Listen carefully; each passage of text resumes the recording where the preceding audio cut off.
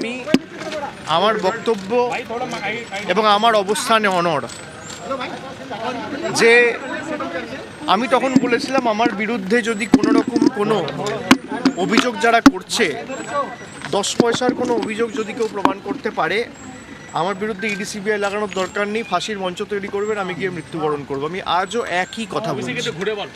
দ্বিতীয়বারের জন্য আমাকে ডেকে পাঠানো হয়েছে।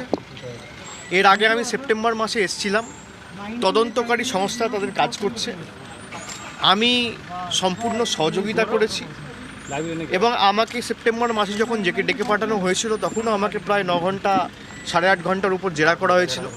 আজও এখন প্রায় 8টা বাজতে চলে, 7:30 বাজে। আমি এসছি 11টার সময়। দীর্ঘ 8.5 ঘন্টা ধরে আমাকে তারা প্রশ্ন করেছেন, কিছু জিনিসের ব্যাখ্যা চেয়েছেন, আমি সেগুলো দিয়েছি এবং কিছু কাগজপত্র তারা চান, আমি বলেছি সেগুলো যথাসময়ে, আগে যেগুলো চেয়েছিল আমি সব জমা করে দিয়েছি এবং যেগুলো বাড়তি চেয়েছে আমি বলেছি যথাসময়ে আমার কাছে এলে নিশ্চিতভাবে ব্যাংক থেকে কালেক্ট করতে বা কিছু রিটার্নের কপি টপি চেয়েছে সেগুলো আমি পাঠিয়ে দেবো।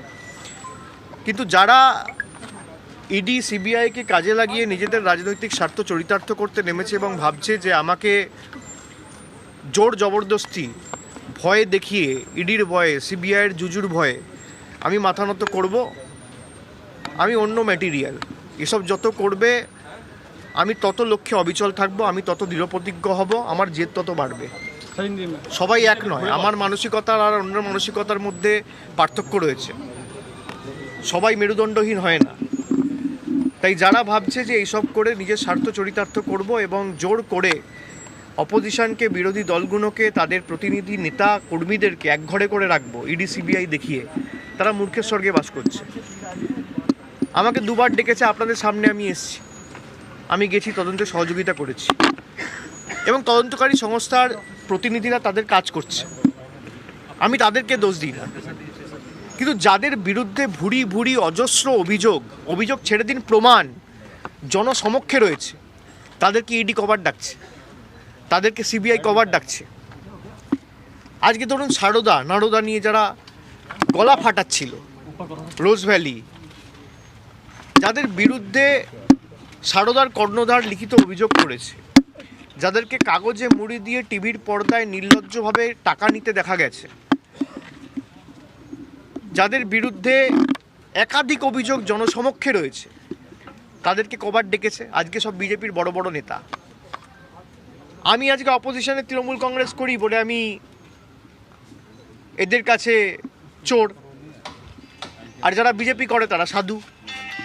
কালকে যদি যাদেরকে ডাকা হচ্ছে তারা বিজেপি হয়ে যায়, তারা সাধু হয়ে যাবে।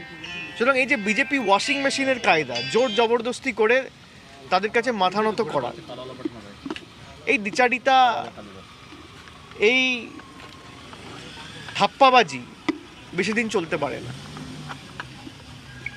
এবং আমি আপনাদের আবার বলে যাই, আমি তদন্তকারী সংস্থাকেও বলেছি যে আপনারা যখন যেখানে আমাকে সহযোগিতা করতে বলবেন আমি নিশ্চিতভাবে করব। আমি একটা মামলাও করেছিলাম, আমি আজকে সুপ্রিম কোর্টেও ফাইল করেছি। বিচার ব্যবস্থার উপর আমি আস্থাশীল এবং দিল্লি হাইকোর্টে আমার আবেদন খারিজ করার পরে আমি এখানে এসেছি এবং আজকে মামলাও করেছি। সুপ্রিম কোর্টে আগামী দিন হিয়ারিং হবে। কিন্তু আপনি দেখুন যে একটা কেস যেটা বাংলার কেস, সেখানে বাংলায় কলকাতা শহরে ইডির ফুল ফ্লেজেড ওয়ার্কিং অফিস রয়েছে, সেখানে না ডেকে আমাকে দিল্লিতে জেরা করা হচ্ছে। হেনস্থা ছাড়া কিছু নয়, হ্যারাস করা। সুতরাং তারা যত করবে আমরা দৃঢ়প্রতিজ্ঞ, আমরা মাথা নত করবো না। এবং মানুষের জন্য যেখানে যা দাবি দেওয়া তোলা, বিশেষ করে যখন বাই ইলেকশন হবে, যখন পার্লামেন্ট শুরু হবে, সংসদে অধিবেশন শুরু হবে, যাতে মানুষের হয়ে কথা বলতে না পারে, এবং যখন উপনির্বাচনগুলো হবে, সেপ্টেম্বরে যখন আমাকে ডেকেছিল আপনারা জানেন, তখন ভবানীপুরের উপনির্বাচন ছিল। পরবর্তীকালে এখন আবার ডেকে পাঠিয়েছে, এখন উপনির্বাচন রয়েছে, একদিকে আসানসোল আর একদিকে আপনার বালিগঞ্জের উপনির্বাচন রয়েছে। আপনি দেখবেন যখনই এই উপনির্বাচনগুলো হয়, বিভিন্নভাবে এদেরকে হেনস্থা করা। গণতান্ত্রিকভাবে, ইলেকটোরালি, ডেমোক্রেটিক্যালি এরা লড়তে পারে না, এরা জিততে পারে না। আসুন আপনি লড়াই করুন আমার সাথে গণতান্ত্রিকভাবে। আপনি যদি গণতন্ত্রে বিশ্বাস করেন, গণতন্ত্রের রীতিনীতি মেনে রাজনৈতিকভাবে মাঠে ময়দানে আমার সাথে লড়াই করুন। বাংলায় গোহারা হেরেছেন বলে এখন প্রতিশোধ নিচ্ছেন ইডি সিবিআইকে দিয়ে। 21-এ হেরেছেন, আবার 24-এ হারবে। বাংলার মানুষ আবার জবাব দেবে। আর আমরা মাথা উঁচু করে বেঁচে থাকার লোক। আমার কিছুদিন আগে চোখে একটা ছোট অস্ত্রোপচার হয়েছে, আগামী দিন আবার একটা হবে। আমাকে ডাক্তার উপদেশ দিয়েছিল যে আপনি কিছুদিন বেড রেস্টে থাকুন, বাড়ি থেকে বেরোবেন। কিন্তু আমাদের লোকানোর কিছু নেই, আমরা কেন যাবো? আমাকে কলকাতা থেকে ডেকে পাঠিয়েছে 1500 কিলোমিটার দূর, সেখানে 10 কিলোমিটারের মধ্যে ইডি অফিস আছে, সেখানে ডাকবেন। আমাকে 1500 কিলোমিটার দূরে ডেকে পাঠিয়েছে হ্যারাস করার জন্য।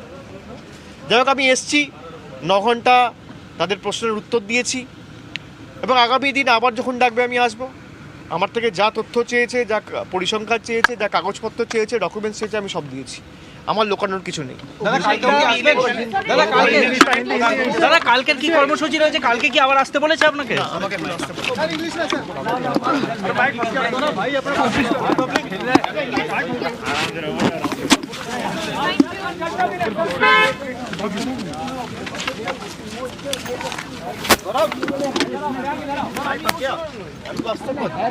এই লেভেলে যে আপনার চোখে জল চলে আসছে, সেটা আপনাদের কাছে। আমার চোখে জল কোথায়? আমার চোখে জল নেই, আপনারা ঘেমে গেছেন। আমার চোখে জল নেই, আর আমার চোখে আমি অত্যন্ত শক্ত। আমার চোখে জল আপনি দেখতে পাবেন। ম্যাডাম কি আসবেন না, উনি কালকের নোটিশ রয়েছে, যেহেতু ওনার সবাই তো পুরুষ মানুষ না, যারা মহিলা বাড়িতে কাজ করে তাদের বাচ্চা সংসারের প্রতি একটা দায়বদ্ধতা থাকে। সুতরাং আমার যে পুত্র সন্তান, সে অত্যন্ত ছোট, 2 বছর বয়স, তাকে ছেড়ে আসা সম্ভব নয়, সেটা আমি জানিয়েছি। এবং আমি তো এইটুকু বলেছি যে আমাকে আপনি যেখানে ডাকবেন ডাকুন, কিন্তু আপনি আর কলকাতায় অফিস আছে, আপনি এখানে ডাকছেন কেন? আপনি কলকাতায় যতবার ডাকবেন আমি যাব। দেখুন, যারা করছে তারাও শুনে বুঝতে পারছে, হাসছে, অন্যভাবে রিয়াক্ট করছে, কিন্তু তাদের উপর যদি চাপ থাকে তারা কি করবে? আমি তাকে দোষ দিই। ইউপি রেজাল্টের পরে পুরোটাই প্রধানমন্ত্রী সেদিন এবার বলে দিই, সেদিন ইডি সিবিআই নিয়ে বললেন, এবং তারপরেই আপনাকে notice. As you have seen that I have come here, a notice was served to me, a summon was served to me on the 14th of March, and I was asked to appear before the ED office on 21st. Today is 21st, I have come. But we are not built like that. We will not bow down. As I said, if I have to bow down, I will not bow down once, I will not bow down twice. I will bow down 100 times. But I will bow down before the power of people. Because I believe the power of people is stronger than the people in power. I will bow down before the power of people. I will not bow down before the people in power. If they think that this is the way, they will put their investigative agencies and all their might to scare me, to put me on the back foot, to make sure that I stay away from the political fray and doesn't question them on their wrongdoings. They're living in fool's paradise. I will be doubly determined and resolute in my fight against these autocratic forces. And since they are failing to take on us electorally and democratically, they are using these investigative agencies. You saw what happened in Bengal. This time around in the last year, there was complete media hype and everyone thought that BJP is coming to power with absolute majority, winning 200 seats in Bengal. But what came out was completely different from what was portrayed. Trinamool Congress, with the blessings of people of Bengal, with the love and support and the affection of people of Bengal and the people of India, we won that state lock, stock and barrel. They failed to digest that electoral defeat. Trinamool is aggressively going to other states, and we are also expanding our units in other states. And we have gone in states like Tripura, we have gone in Goa, we have gone in Meghalaya, and within a little period of time, wherever we had little presence or negligible presence, we have emerged as a formidable force, be it in states like Goa or Tripura or Meghalaya. So let me reiterate and remind these people who thinks that they're going to use the government machinery as their own machinery to serve their own vested political interest. We are not going to be cowed down, and we will not budge an inch from our fight. I will be doubly determined and resolute to take on them. If they think they can fight us politically. Who is stopping you? But you think that using ED, using CBI, who are their biggest allies? A lot of people say that BJP is fighting this battle alone. Who says that BJP is fighting this battle alone? BJP has the two biggest allies in the country. One is ED and one is the CBI. And they, with their allies, they have turned these government machineries into their own private machineries. and shamelessly. And the way they have been using it, be it in the states of Maharashtra, be it in the state of Orissa, be it in the state of Bengal, be it in the state of Telangana, wherever, you name it, wherever the opposition is in power, you don't see ED raids in Gujarat. You don't see ED raids in Madhya Pradesh from the time the new BJP government has been formed. You don't see ED raids in Tripura. You don't see CBI ED raids in Assam. You don't see ED CBI raids in any state where BJP is in power. You only see ED CBI raids in states where the opposition is in power or at the helm of affairs.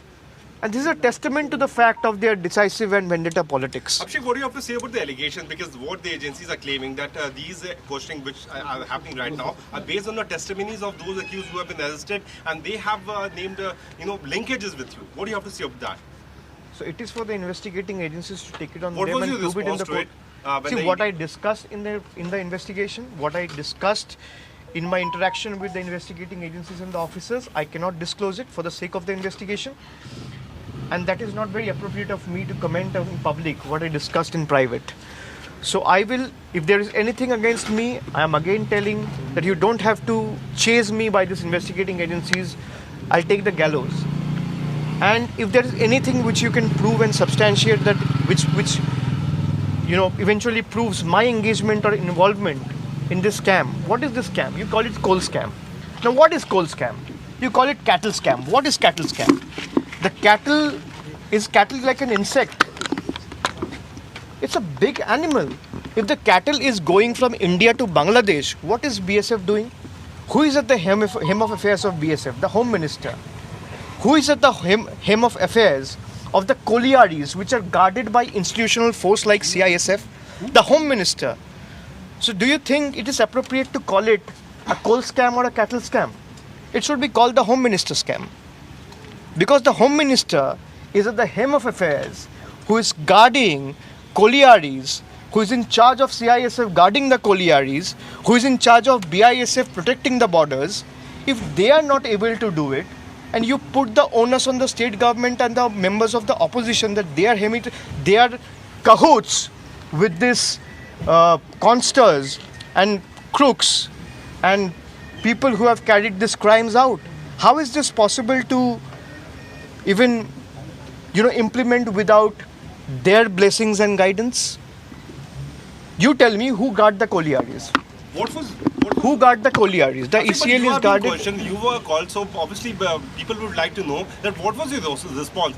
Did you accept that you knew these people? Did you accept that there was some kind of role which you had? Sir, you're forgetting that you're a journalist. You're not an investigating officer. Obviously not. So you can ask me questions. It is my right whether I choose to answer or not. As I said, I would like to maintain the secrecy that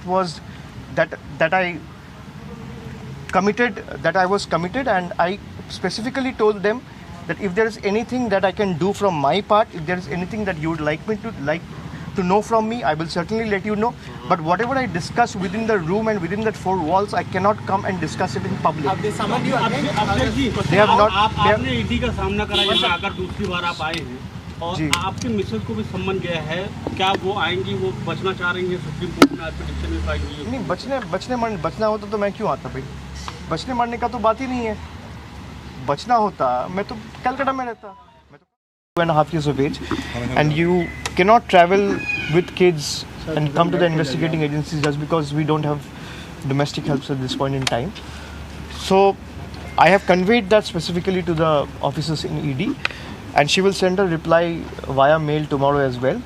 However, if they want to interrogate her in Calcutta at their fully functional zonal office, they can do that. She is willing to join any time and go and record and give a statement there as well.